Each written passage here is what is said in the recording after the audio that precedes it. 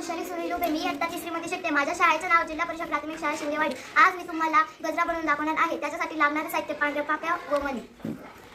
मी आता ही पाकळी घेऊन त्याला अशा प्रकारे ओवणार आहे.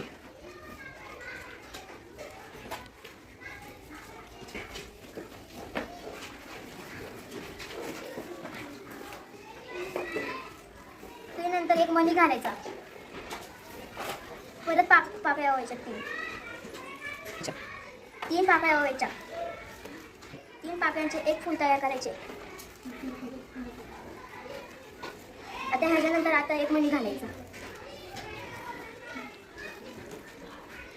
आता परत 3 पाकळ्या घालायच्या.